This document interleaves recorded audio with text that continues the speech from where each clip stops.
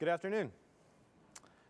Welcome. My name is Elliot Horowitz. I'm the CTO and co-founder of MongoDB. This works. And this afternoon, we're going to talk a little bit about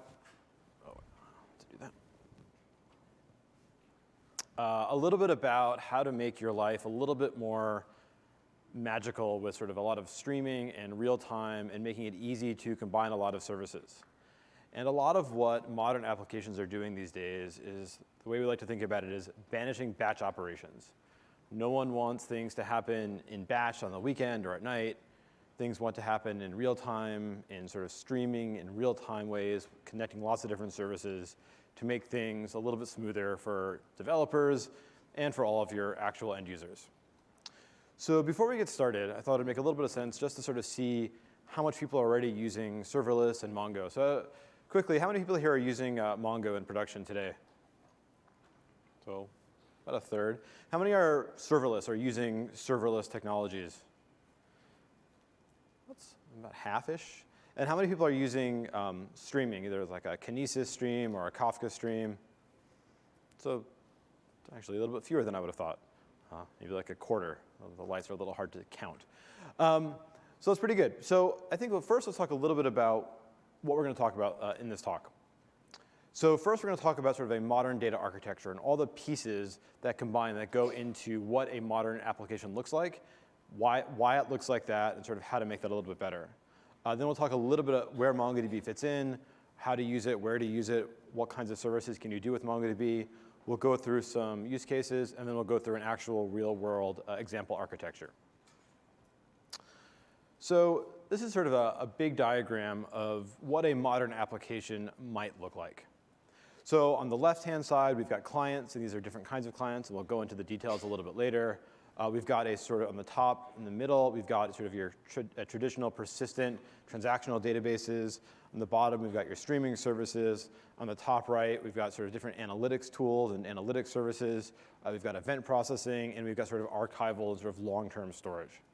And so the first thing you're going to look at on this slide is the fact that there are a lot of boxes. There are a lot of boxes. And I think the reason why modern architectures tend to look like this is that sort of the way people build applications today has completely changed, and the way people want to build applications has completely changed. So why? Well, one of the main things is this whole notion of services. So 12 years ago, if you wanted to build any sort of application that did interacted with different things, you had to do most of it yourself. So an example from my life is about 12 years ago, I had to build a service that dealt with images. We had to build different size images for different places. So we would get an image, we would thumbnail it, we'd create like a small one, a medium one, a large one, a slightly bigger one. I think we had like 5 different versions for every image. We also had to do video encoding. So how do we do this? Well, we actually went and bought servers. We racked them in a data center. We installed ImageMagick and wrote a bunch of Python scripts to glue it all together. And we did that for image thumbnailing, for doing video encoding. We used Fuse and did our own video encoding and sort of built a service around that, but it wasn't really called the service because it was just a bunch of scripts. And now no one would ever do that. Right now there's a third-party service for almost everything you'd want to do. Right, use a service for video encoding or for sending email or for sending text messages. And that sort of fundamentally changes the way you get to build an application. Right, because rather than having to build a monolithic application that handles absolutely everything, your job is to sort of build the core business logic and then connect all these different services together to sort of build an actually great application for your end users. And this is great for a number of reasons. One is it's less code you have to write, and it makes your life easier. 2 is you've got all these services where you've got people who manage those services that take care of that sort of workload for you. And at the end of the day, you're going to get applications and get features out faster, right? Because you're spending less time going and building all these different components, right? You're just going to be more productive as developers. So let's dig into sort of the components of the system. So first, we've got the clients. And this is, even the clients are interesting here. So we've got web clients, right? Sort of pretty standard web application clients. We've got mobile clients, right? Usually, some sort of phone device, maybe an iPad, something like that, which is sort of interesting. Then we have IoT devices, right? This is sort of a pretty new trend where there's IoT devices, whether they're sensors, or things that collect data and want to ship it back to sort of the main application, or they're some sort of device that actually takes information and disseminates it, right? Maybe something as simple as a light or an LED display, down to sort of something that interacts with people. right? So some sort of IoT device. And then you also have app servers, right? So why are app servers a client of a modern architecture? Well, there are still use cases where you actually need an app server, right? A traditional sort of app server with a Java app server or a Node.js app server. And in those cases, you actually have to have your app server be a regular client of your architecture. And one of the nice things you could do is actually try to treat all of your clients the same. All right, so next, you've got the sort of the persistence and transactional data stores for your sort of core data, whether it's MongoDB, like it should be, or a sort of other database like RDS or Postgres or Aurora. You have got your persistence transactional databases. You've got sort of the streaming engines, right, that actually connect all these things together. So whether it's an Amazon Kinesis or an Apache Kafka, right, same fundamental idea is you put an event onto a stream, then you send it to one or many places sort of in real time. There's a whole bunch of things in the analytics space, and these are kind of different, right? You've got things like Snowflake and Redshift, which are places where you can put data to do queries on it. And then you've got tools like QuickSight and things like that, where you can actually go ahead and look at data in real time or pseudo real time to get sort of interesting insights out of that data. And then you've got event processing. And event processing, I would say, is a pretty broad category. And this is where a lot of sort of the magic happens. Right? And the way you get there could be anything from sort of a Lambda function or EC2, like an actual app server. And this is where sort of connecting everything that's happening in your data world or your application world to all the other services that you care about, right? Whether it's sending text messages or sending email or actually shipping a product through some API where that actually lets you send real mail, creating a UPS shipping label. Right? Anything you want to do that interacts with sort of the virtual world or the real world, you can do right there. And last, but certainly not least, is archival. Right? In the archival place, a lot of people want to store data in something like S3, or S3-like thing in order to have like a very cheap, very long-term storage, and then maybe be able to sort of like look at that data in its native form on S3 to make things really cost-effective. And so this is sort of a whole bunch of different stuff. And so what we're going to focus on next a little bit is sort of just the persistent and transactional bit, and talk a little bit about MongoDB and how MongoDB fits into the AWS ecosystem. So obviously, AWS has a lot of their own database services, and so really it comes down to sort of why would you use MongoDB in sort of an AWS context. And for us, it comes down to sort of two main items. One is the document model, right? And the other is distributed systems. And so for both of these, there's a couple different ways you can think about it. So one, documents are incredibly flexible, right? So documents are a JSON schema, and JSON is pretty nice. It's not XML, which is good. And JSON is great also, one, because it matches very much the way people think about data, right? When you think about things, business objects in your world, or people, or anything that you interact with, you tend to think of it in some sort of hierarchical way, right? When you think about a person, you think of them as a whole person, hopefully. And like you take all their components and you keep them together and you keep their likes and their dislikes and their addresses and you want to put it in one JSON document or one BSON document and put it in the database. And then still be able to change that over time, right? As you add features to your application, it adapts. And have sort of a really nice query language that sort of does what you would expect from a database with indexes and queries while having the sort of really flexible sort of JSON schema. But documents in Mongo are also incredibly powerful. Right, so you have the aggregation framework in MongoDB, which lets you do real-time analytics across either small data sets or very large data sets. Right, so you sort of get the best features from relational databases done in a very document-centric way. So if you have a very large data set and you want to compute a group by or some sort of thing, you don't have to go to a separate service or a separate sort of data warehouse just to go ahead and look at sort of a group by or do an average or sort of look at this stuff. You can do things like joins using $lookup in MongoDB. In the 4.0, which came out in June, you can now do fully ACID transactions directly in MongoDB, which is pretty exciting because now you have the best features from sort of traditional databases, but done in a very modern document way. For distributed systems, they're also quite flexible. And they're flexible in a couple different dimensions. One is it's high availability. Right? You've got incredible high availability baked right in, so you don't have to worry about machines crashing, machines going away, network failures, or even like whole regions going out. And you've got cool things where you can do things like workload isolation.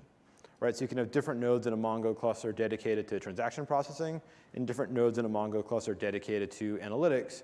So you can have business users going and running queries against some analytics nodes that can't possibly ever interrupt your actual production app. So that's pretty powerful. And of course, distributed systems also give you a lot of really great sort of power features, like scale out, right? You can have horizontal scaling, so you can scale as wide as you possibly need to be. We also have a cool feature called zone sharding, which lets you put different data in different places based on a configuration. So for example, let's say you've got data and you want some of that data to live in the US so that it can be close to users. Maybe even more specifically, some data that lives on the West Coast, some on the East Coast, some data that lives in Europe to comply with sort of European data privacy laws, and some data that lives in Australia for either data privacy laws or just so people in Australia don't have a terribly slow experience because they have to go back to Virginia for every database query. And with zone sharding, you have different nodes in these different regions, and you tag data with where it should live. So you can keep it in the right place for low latencies and regulatory reasons, but still have one logical cluster, so you can still write anywhere or query anywhere and still get a sort of a fully consistent view across the entire world. Right, so some very powerful features there to comply with laws and make the application really fast for people. And you've got flexible storage options. Right? This is an area where we're doing a lot of work where you can store data in different kinds of places and different kind of storage mediums. For example, you can put different kind of data on SSDs versus spinning disks to sort of maximize efficiency and maximize sort of the value in your hardware. So traditionally, if you were running MongoDB in Amazon and using Amazon in a very self-service way, you can do it. And quite a few people do that as well. And so a pretty typical thing, if you're using AWS and you want to use AWS services, you want to use MongoDB, and you're like, I'm going to do it all myself, I don't want any sort of management help. It might look like this, right? So you're managing your own MongoDB replica sets, you go spin up some EC2 instances, you still install MongoDB on them, you do that, that's fine. You install some app servers, you're running some big app servers that go and use the MongoDB SDK to talk to Mongo, and you write some code to go ahead and talk to a bunch of different AWS services. But there's a lot of things that are sort of left for you. For example, you are now managing all of those EC2 nodes that make up that Mongo cluster. So if one goes down, if one crashes, if Amazon takes one out of service, you've got to go and do something and figure that out. If you want to scale up or scale down, you've got to figure out what to do and how to do it. Things like upgrades, all that stuff you've got to do yourself. And one of the really interesting ones is all the code for interacting both with MongoDB and the AWS services, you've got to build yourself. And that's kind of a little bit boilerplate. For example, things like failover and things like retriability. Right? An operation happens, something in a real-time system happens, and an event goes through, but the app server crashes in the middle. And it's like, okay, well, did that finish or not finish? And where do I keep track? Where do I keep track of that state? And what if a call to an AWS service fails? How many times do I retry? Is there some back off? How do I make that work? And you've got to sort of connect all these different things together to make that happen. And so there is a more modern way, right? Sort of a better way to do this. And again, it's all focused on making it easier for people to build applications and get applications out the door faster, so developers can focus on adding innovative features to their apps rather than writing boilerplate code. So that looks very different. So for example, that would use MongoDB Atlas. So MongoDB Atlas is Mongo's fully managed database service. And so basically, it's a fully hosted version of Mongo. So things like provisioning, monitoring, backup, data access, all those things are managed by Atlas itself.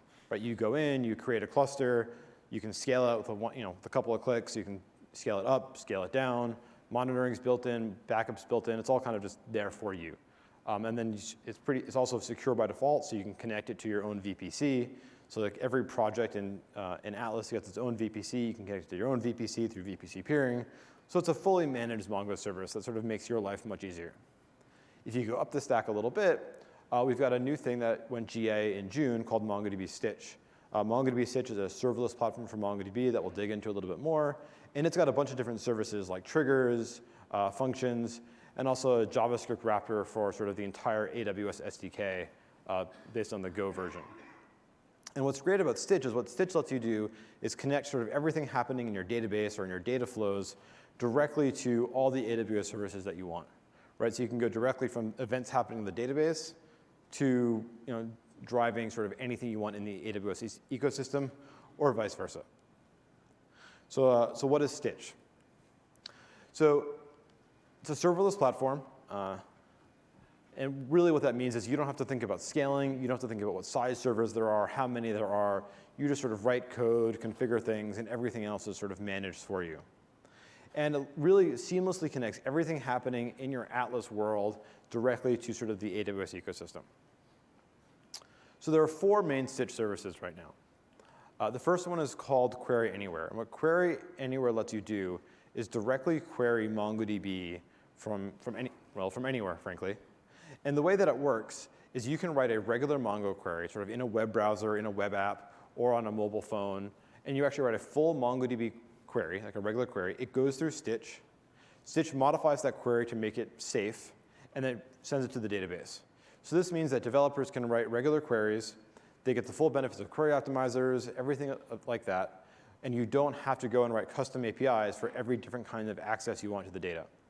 And the way that it works is it's got a declarative sort of access control system, where for any different collection, you can declare exactly who can read what kinds of documents, what fields they can read, what fields they can write. And it's all based on attributes both in the user document and the user and in the document itself. Right? So for example, you can do things like say, OK, for this document, if my user ID matches the owner ID, then I can do anything.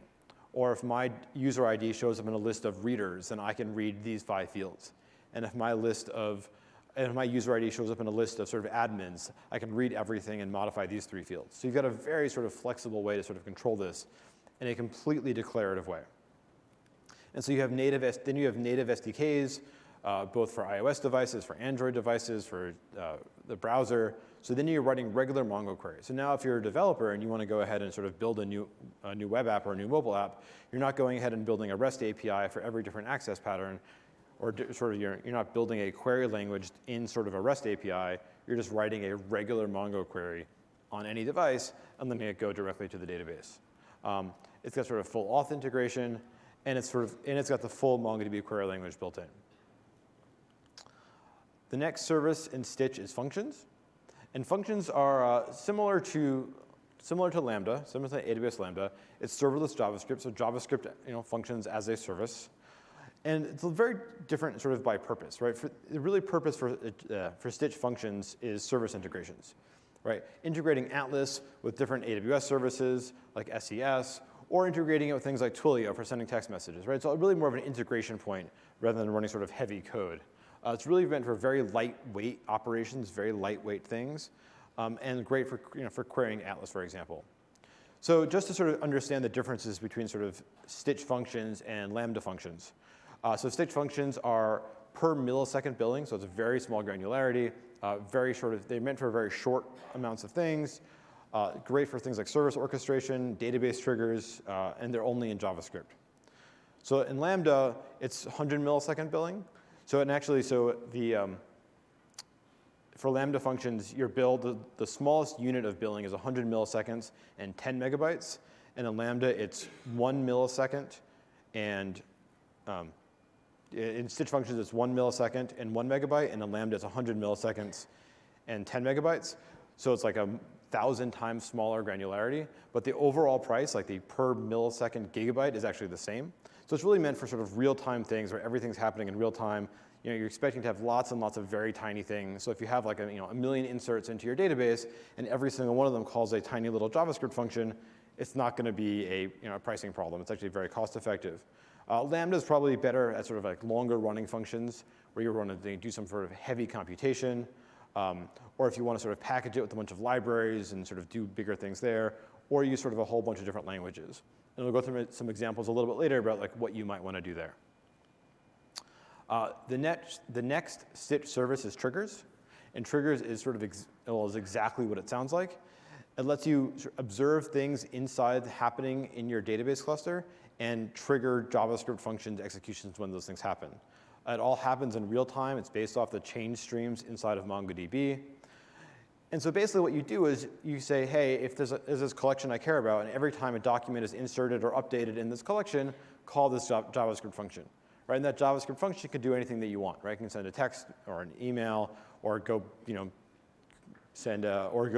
call any sort of AWS service that you want. And the last service in Stitch is mobile sync.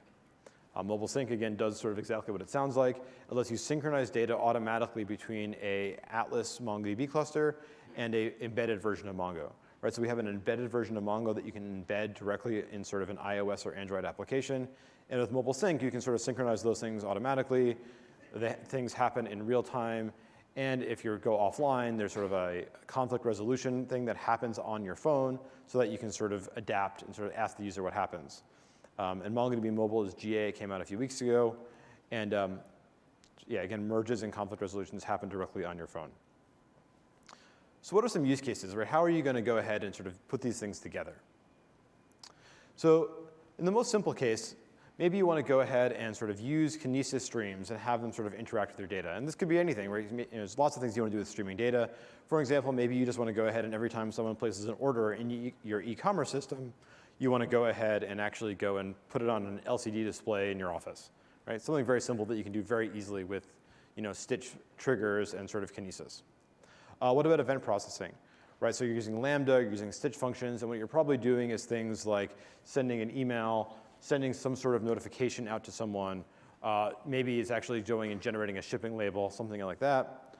There's a lot of things you want to do with analytics. For example, maybe you want to have everything that goes into an Atlas cluster automatically stream into a Redshift warehouse to make that really easy. Maybe you want to then go ahead and connect QuickSight to either Atlas or Redshift, or use MongoDB charts. And then maybe you want to have things archived to S3 and sort of use Stitch to sort of go ahead and take data directly from Atlas straight into S3. So that's sort of some basic use cases. And what we're going to do now is actually walk through some of them and do a few simple demos to show you how you can sort of connect all these things together and turn this sort of like theoretical concept to something pretty real. So the first thing that we're going to do is actually go ahead and sort of set up Stitch and set up our Atlas cluster so that we can get going.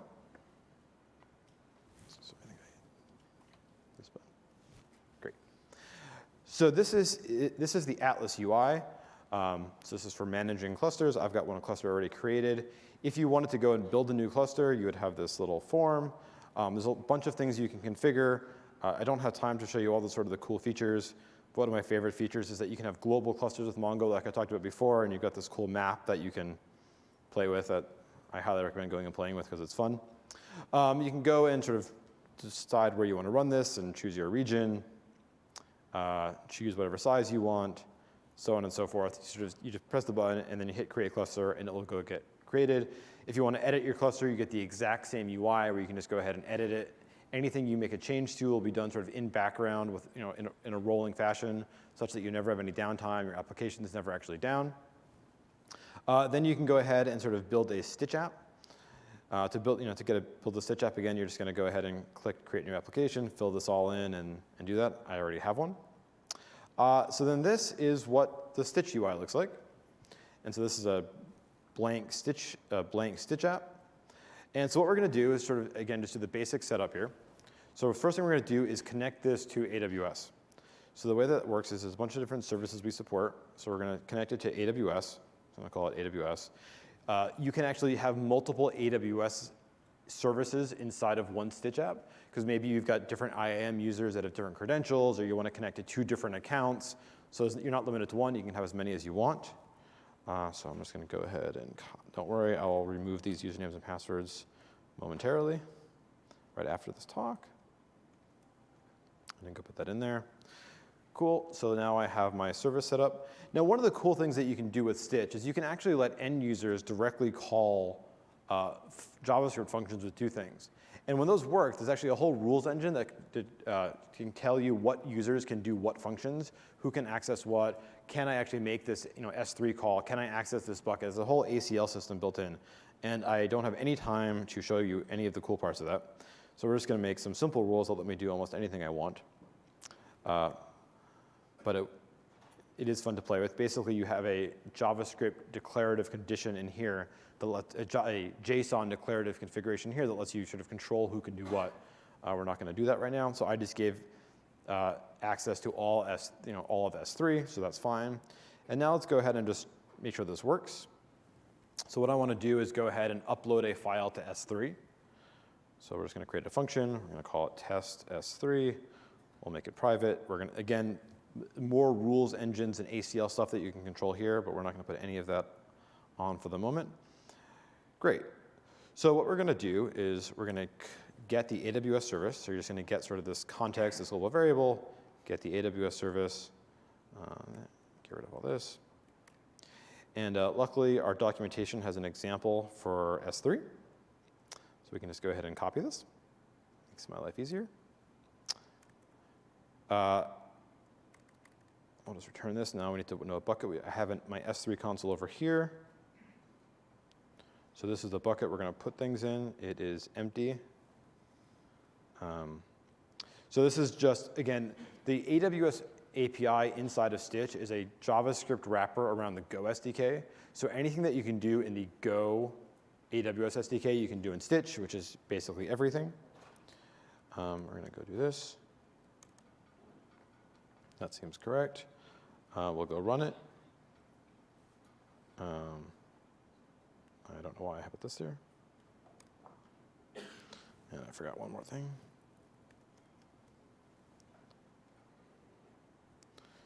Cool, so now we have an E tag. Now if you go back over here and refresh, you have a file, which is not very exciting to look at.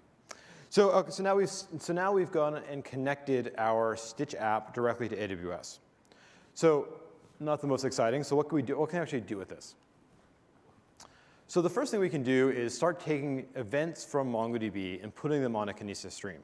So maybe I've got a sensor or some IoT sensor that's going to write directly to Mongo or through an API to Mongo, and it's going to insert sort of an observation. So a sensor ID, some sort of value. I don't know what that value. It's not a temperature, hopefully, and a timestamp. And the way that's going to work is it's going to go ahead and insert into Atlas. It'll use a Stitch trigger to go ahead and listen to that event. It will then call a Stitch function, right, this JavaScript event, this little JavaScript function, to go ahead and put that directly onto a Kinesis stream. So this is what first is the Amazon CLI and how you're going to go ahead and create that. The shard count, right? So the way that Kinesis works is that you specify a number of shards to say how many sort of things you want to be able to scale to. And then when you insert something into a Kinesis stream, you specify a partition key, right? So the partition key maps to which shard. The nice thing about Kinesis is it actually automatically figures out based on your partition key which shard to go through, so you don't have to worry about that. You just have to say how many shards you want for sort of how much scalability you want, and then how to sort of partition the data for that. So this is the function that you would have to write inside of Stitch. You can see it's quite straightforward. The sensor event is the event that you're going to get from MongoDB from the trigger. You're going to get the Kinesis service, and then all you are going to do is call put record, and that's it. And you can do some logging just so you understand what's going on. And the nice thing is, let's say this fails, right? Let's say that Kinesis call just fails. App server crashes, something goes wrong. Stitch is just going to automatically retry it. If something goes wrong, you're going to get an email notification. You'll say, hey, something went wrong. You'll sort of turn something back on. You'll fix the bug. You'll wait a little while, and then it will recover back from where it left off, right? So it's going to remember what failed and what didn't fail, and you'll be able to move on, with what you want to do.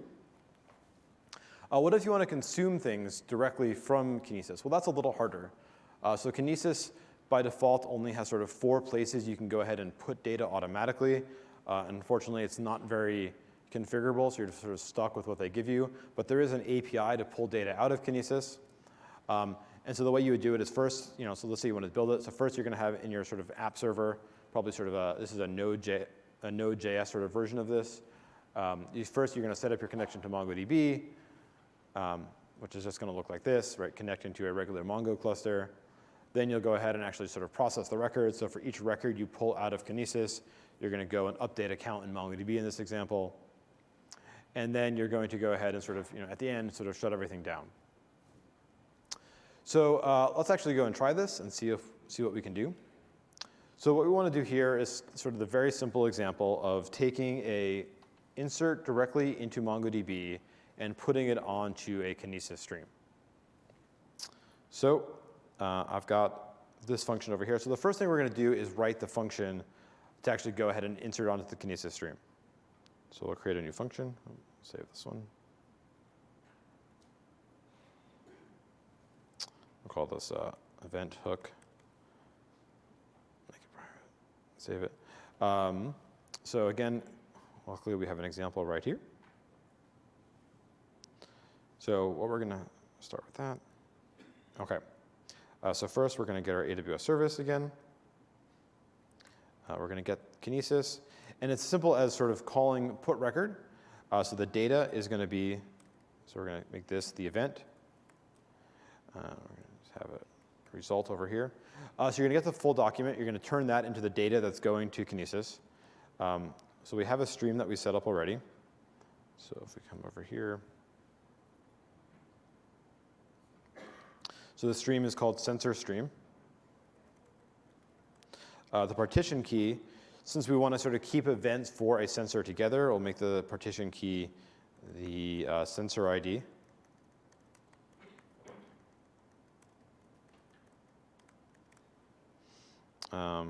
Great.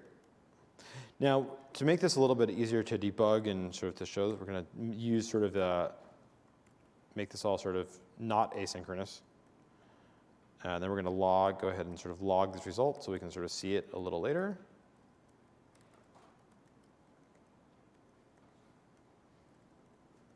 And let's return it as well. OK.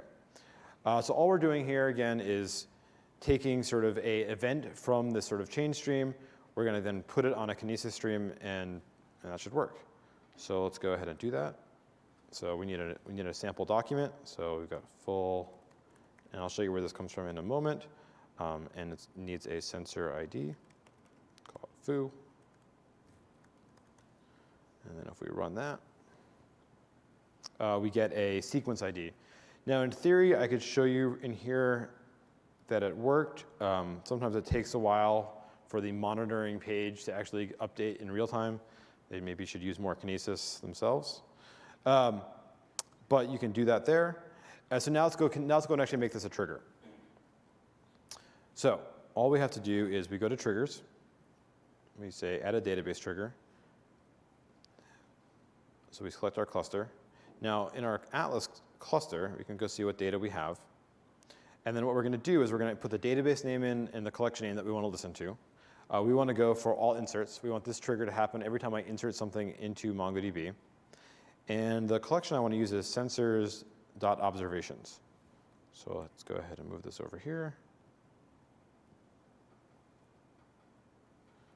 And I want the full document. So this triggers has two modes of operating. One is that the full document that you get in MongoDB gets pulled directly into the event handler, and the other is that where you actually go ahead and only get the actual delta. So if you're doing an update, for example, all you're going to do is get sort of the increment operator or the update operator. Then we're going to say, well, we want to call the event hook. We'll save that. OK, so now we should be good. So to see if this works, we're going to go to the logs, and we're going to go and insert using the Data Explorer API directly inside of Atlas. Let's go insert that document. And if we refresh this page, you'll see that now there's an event here. And you'll see the sequence ID that it got put into Kinesis with. So now it was that easy. So now every time a document gets inserted into this collection, this trigger is going to get triggered, that function is going to go, and this thing is going to automatically go from Atlas all the way down into Kinesis. Right? And then from Kinesis, you can then obviously put it sort of anywhere that you want. So that's pretty straightforward. So let's keep going. So I said earlier that stitch functions and Lambda sort of serve different purposes. So where is sort of a Lambda particularly useful? Well, let's imagine that for every time we update the status of an order from not shipped to shipped, we want to send an actual PDF order invoice to our users, right? And that's what we want to do. So in this case, we're going to have a stitch trigger. And this stitch trigger is going to go ahead and listen to all updates on the orders collection. In that stitch trigger, you can sort of put some criteria and say, OK, I'm only going to actually trigger on this when status goes from not shipped to shipped. Then if that happens, I'm going to call a Lambda function. So the Lambda, again, the stitch code to call this is going to look like this. It's almost identical to all the other things we just looked at. Right? All you're doing is invoking something on the Lambda service instead of on the other services. You just give it different parameters, but it all looks kind of the same. And the reason why you might want to use Lambda for sort of actually generating the PDF is that if you're generating the PDF, you may not want to do it all in like your custom JavaScript, but maybe you want to do it in Python. You want to go ahead and use some sort of standard PDF library. And in this case, you can actually use, it may take a few seconds to generate a PDF. Maybe there's a lot of things in it. Generating a PDF could, and then you want to put it on S3, a bunch of different stuff. So in this case, you can actually just take your, write a Lambda function that goes and pulls off the attributes of the order directly from the event coming from MongoDB, and then generate the full PDF. That's a pretty good use case for Lambda, and it's pretty straightforward to do it, and then you can sort of do things right there. So what if you want to go ahead and send text messages? Right now, every time you update the inventory in an item, maybe it's now out of stock, and I want to sort of go and tell my shipping department, hey, I need to get more of these things. That's a pretty interesting case where I want to go from a MongoDB Atlas cluster, some sort of event, to a stitch trigger, to a stitch function, and either like maybe send a text message if I need this product like right now, or maybe send an email and just say, hey, can you please go and order more of these things? And again, this is pretty straightforward. So this is how you would send a SES email through Stitch. Right, again, it's the same kind of a thing. You're just using the SES API and calling that directly. What about analytics? So in the analytics world, there's a bunch of different things you might want to do. So for example, maybe every time something gets modified in your Atlas cluster, you want to go and put a copy of that data in Redshift. So you can do some sort of interesting queries on it in Redshift. So again, it's going to look very similar as well. It's going to go from Atlas to Stitch to a Kinesis data stream, going through the Kinesis data fire hose, of which the Redshift is sort of one of the possible outcomes there, and then from there directly onto Redshift. So that's one way you can look at it. Another way you might want to look at it is maybe you don't want to have to sort of put it into a different kind of a data warehouse. Right? Maybe what you want to do is be able to actually query that data in real time, so I don't have to sort of go somewhere else. Or maybe I just don't want to have 2 copies of my data, because why would I want to have 2 copies of my data when I potentially only need 1?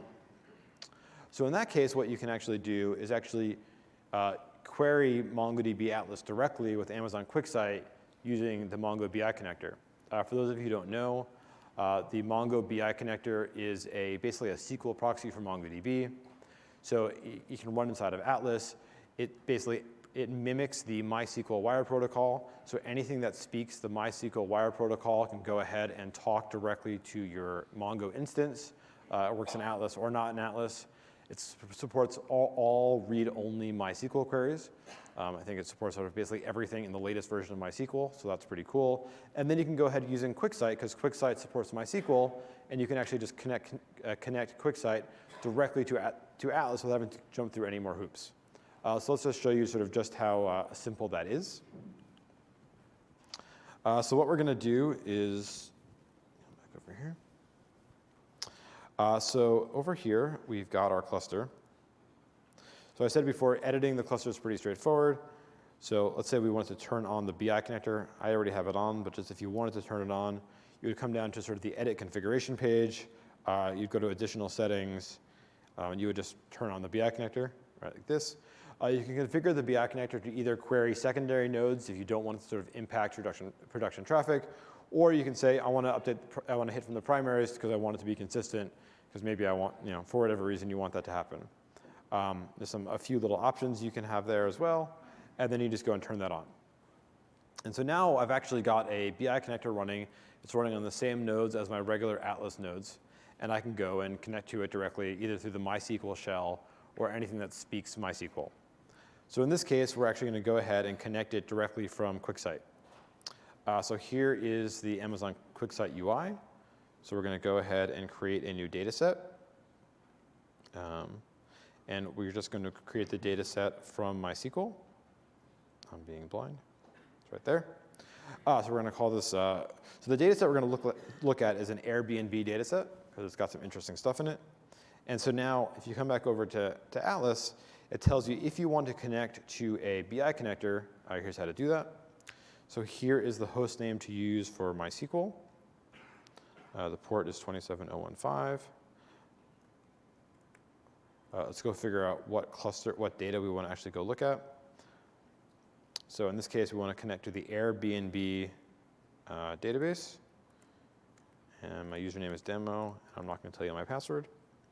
We're going to validate the connection and then go ahead and create the data source. We're just going to pull on one table for now. OK. And so now we've actually connected QuickSight directly to my cluster in MongoDB. And I can go ahead and start creating reports directly from this data. So let's imagine that I want to go ahead and look at, this is sort of all the data for San Francisco. So I want to look at different suburbs of San Francisco. And I want to sort of count, so automatically, this is the count of how many Airbnb listings there are for that suburb. But maybe what I want to do is look at the price for different suburbs. Take the price, drag that over here, I believe. This is the total price.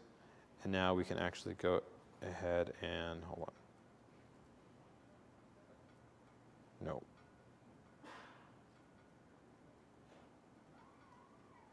There is a magic button to press.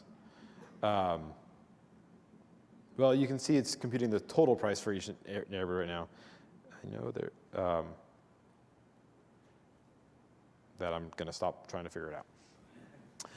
But you can see, and then if you are a QuickSight expert unlike me, you can go ahead and figure this out very quickly and sort of create a dashboard. You can go ahead and then create another one pretty nicely. So this looks pretty nice. This is pretty straightforward. Of course, the only downside is I've gone ahead and taken my really nice collections in MongoDB and flattened them. Right? So the way that the BI connector works is for every collection in MongoDB, it figures out the levels of hierarchy that are there. It samples the schema. And for every sort of possible combination, it actually goes and creates a table. Right? Not a real table, it's a virtual table, but it exposes it as tables so you can sort of get that view from a relational database. So if you notice when we actually were creating our data set, we'll skip that. There's actually those 3 collections turned into about 25 different tables. So that's not entirely ideal. And since that's not entirely ideal, that's why we actually created a new product called MongoDB Charts. And MongoDB Charts is, again, pretty much what it sounds like. Right? MongoDB Charts lets you query data directly in MongoDB, natively through sort of a native charting and dashboarding app built for MongoDB. Right? So it doesn't go through the SQL layer. It just builds aggregation pipeline queries directly. So this is kind of what it looks like. This is sort of the chart builder where you can go ahead and build nice charts. And then you can go and combine them and build them and turn them into a dashboard.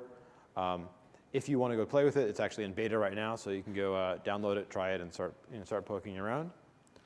And then, of course, the last thing you might want to do in this case is actually go ahead and everything that you're doing inside of MongoDB Atlas. Maybe I want to go have a stitch function and go ahead and put those documents onto S3. Maybe I want to be able to like query them using Spark or something like that. Or maybe, there's definitely a lot of services out there that are looking at things like, okay, maybe I want to be able to query things in S3 using different things. And that's an area that's pretty interesting. So that's sort of a lot of theory and a lot of sort of philosophical things you could do. And a lot of sort of ways you might want to build a modern application. But next, I thought it'd be good to actually go ahead and look at an actual one and look at a real one. In this case, Ticketek. And luckily, we have actually the enterprise architect who designed this Ticketek who can walk us through the example. So I'd like to invite Tane Oates to come and talk to you a little bit about Ticketek's actual real-time data streaming platform.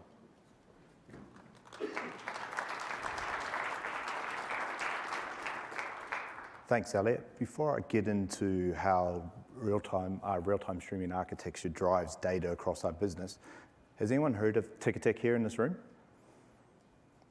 Oh, wait, one person. Aussie or Kiwi? All right, there you go. So let me just give you a quick run through what we are. We're Australia and New Zealand's #1 ticketing company. So we drive ticketing from an online sense, we drive the ticketing at the venue, we drive the ability for you to get that ticket into the venue. So we stretch across all parts of actually selling a ticket and getting you into that venue to be able to do that. So you can kind of see the importance that we actually have with being able to move data around and run it through. So about 4 years ago, we went and did a whole re-platforming of our architecture, which I'm going to tell you, which Mongo is the heart of, what drove it in there. And we use Mongo to be able to drive our sales, which are around, we write about 10,000 records a minute or documents a minute into Mongo and drive it through. With that though, that information that's transactional needs to get out to all these sources. And we needed to put an architecture in play that allowed that to play.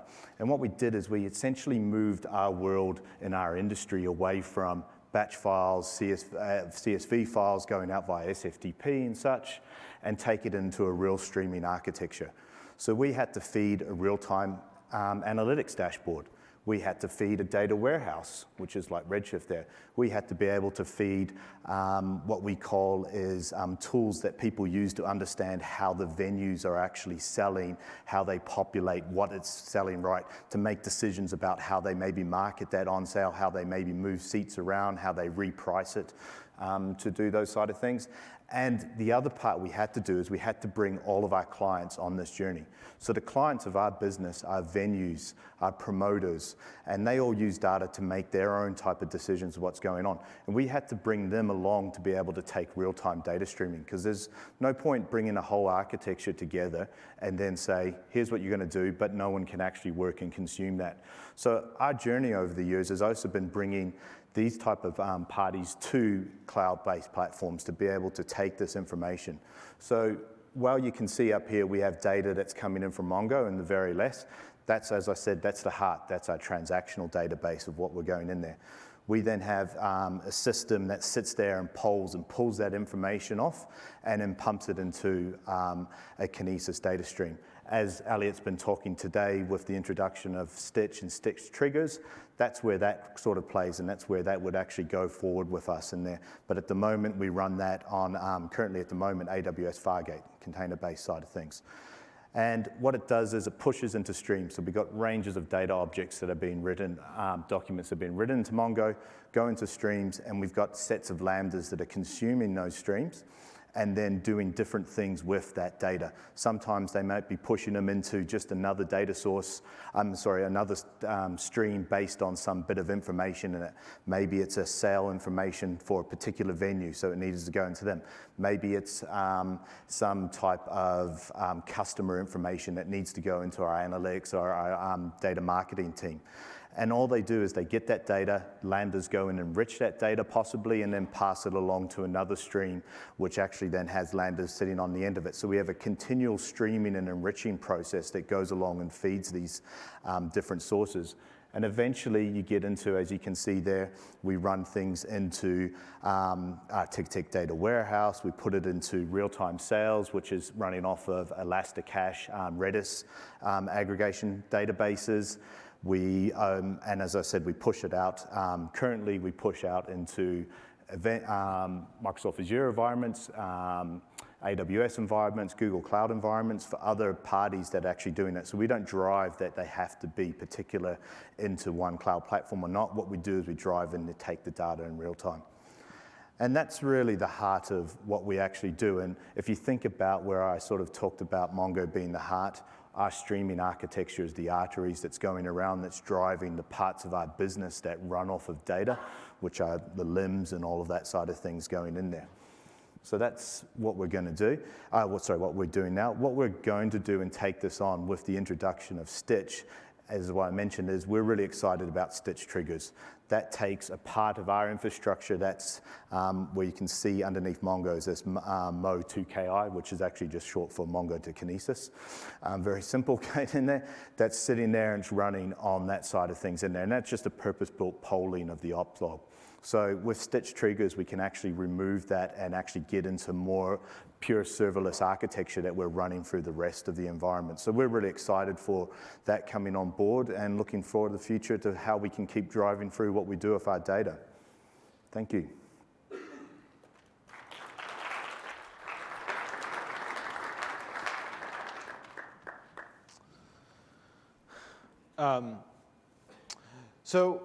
Thanks, Tane. So that is a great sort of real-world example of sort of how you can compose, build modern applications really by composing a whole bunch of different services together, and by composing these services, build sort of a really great architecture without having to write a massive amount of boilerplate code yourself. So another interesting thing is sort of the Atlas, which really is a global cloud database. And one of the sort of the cool things you can do in Atlas is one, it's available in every single Amazon region. And you can go full sort of global cross-region distribution of data. And there's a couple different ways this can work. One is, let's say you've got sort of a data set that's mostly written to from one region, and then you want to distribute that data to every region. Right? You can very easily configure a cluster that says, okay, I've got 3 nodes sitting in US East 1, and then I want to put 1 node in sort of almost every other Amazon region so I can serve very fast reads out of every region. You can also do the zone sharding like we talked about before. So you can use that map that I would love to sort of go back and show you and actually go ahead and sort of put data in different geographies for either very low latency reads and or writes, and also sort of to meet regulatory needs. So you can keep different data in different geographies to make sure that data stays where it needs to stay. And it's sort of completely fully managed. Stitch right? We talked a lot about Stitch today. It executes this sort of on changes, directly in your database. So as things change in your database, a Stitch function is going to get called. So anything you want to do real time based on things happening in the database is incredibly easy. It's just a very small JavaScript function. And it's incredibly easy to integrate with through third-party services or any Amazon service that you want. So whether it's sending text messages through Twilio or integrating with SES or Kinesis or anything like that, it's super simple. And then it also sort of very securely exposes the data, of MongoDB to sort of any client using Stitch Query Anywhere. We can sort of very regimented access in a very declarative way, but still be able to actually do very interesting queries, very interesting analytics from any device, whether it's a mobile device or sort of an IoT device or a mobile application. So that's sort of a lot of interesting stuff. If you want to go ahead and try MongoDB, if you use that URL, you'll get a free $200 in Atlas credit. You can also, if you like it, you can also live migrate your existing Mongo cluster that's not on Atlas into Atlas with no downtime. Right? It actually goes ahead and takes the data and uses sort of the oplog to pull the data from your cluster into Atlas. And then when you're ready to cut over, you just have to change your connection strings. For those of you who are interested, please join us for our the beginning of the pub crawl at Aquanox at 6 o'clock, which is pretty soon. And then also, if you haven't done so already, check out our booth at the Venetian, where you can learn more about Atlas and Stitch. Or at ARIA, we actually have a little a Stitch-powered rover that is trying to drive around a simulated Mars environment. It's pretty fun. You can go play with it and see what Mars might look like. And so now I think we'll see if there are any questions and answer any questions that people might have. And then Dorothy is running the mic around. And there's... Yes, hi. Is it FedRAMP approved, and does it work in a hybrid environment like on-premise and in AWS? So is it FedRAMP approved? Not yet. We're working on it. Right now we have SOC 2 Type 2. We also are signing BAAs for HIPAA, and we're working on ISO, PCI, and FedRAMP. And will it work in hybrid environments? So MongoDB does quite well. So you can, we have, frankly, most of our clients are sort of hybrid in some way, whether on-prem or in the cloud, and there's lots of ways you can do that. And we have tools for like managing Mongo in your own data center, in your own private cloud, all of that kind of stuff. Any other questions? Great. So thank you for coming, and please don't forget to submit the survey for the session. Thank you very much.